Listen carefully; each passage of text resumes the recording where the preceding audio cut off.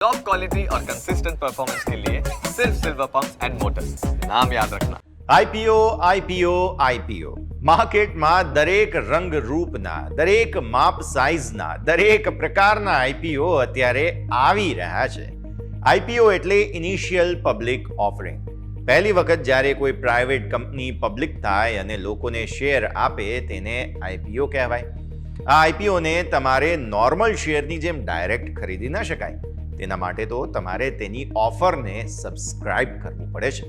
પણ શેર બજારમાં રોકાણ કરનારા લોકો માટે આઈપીઓ માર્કેટની અંદર એટલા બધા ઓપ્શન્સ છે કે વાત જ ન પૂછો. મોટી દિગ્ગજ કંપનીઓ પણ આઈપીઓ લાવી રહી છે. નાની કંપનીઓ પણ એસએમઈ પ્લેટફોર્મ પર આઈપીઓ લાવી રહી છે. ટૂંકમાં પ્રજા પૈસા આપવા રેડી છે અને કંપનીઓ પૈસા ઉઠાવવા રેડી છે. આ બધામાં પૈસાનું આંધણ થવાના પૂરા ચાન્સ છે.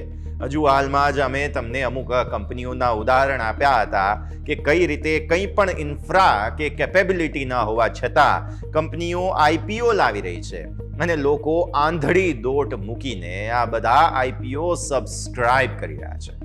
હવે થાય છે એવું કે કંપનીઓને માર્કેટમાંથી જેટલા પૈસા જોઈએ છે તેનાથી અનેક ગણા વધુ લોકો આપવા તૈયારી બતાવે છે.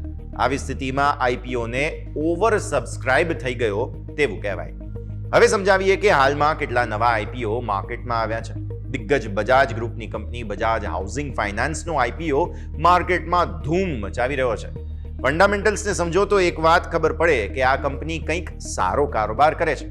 પણ અન્ય જેટલી પણ કંપનીઓ છે કે જેમના પણ આઈપીઓ ચાલી રહ્યા છે, જેમ કે ટોલિન્સ ટાયર્સ, ક્રોસ લિમિટેડ, આ પણ અત્યારે આઈપીઓ ચાલી રહ્યા છે. હજુ તો ઘણા લાઇનમાં ઊભા છે.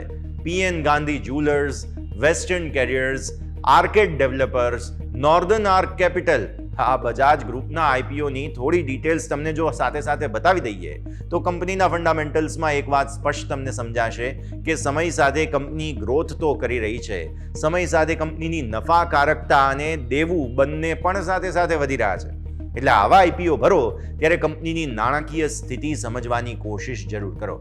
આટલી મોટી બજાજ ગ્રુપની કંપની પણ સમય પર દેવું વધારી રહી છે, જે એક રીતે ખરાબ વાત છે. બીજી કંપનીઓમાં રોકાણ કરતા પહેલા પણ જરૂરથી ચેક કરી લો કે તેની સ્થિતિ કેવી છે, આગળનું ભવિષ્ય કેવું છે.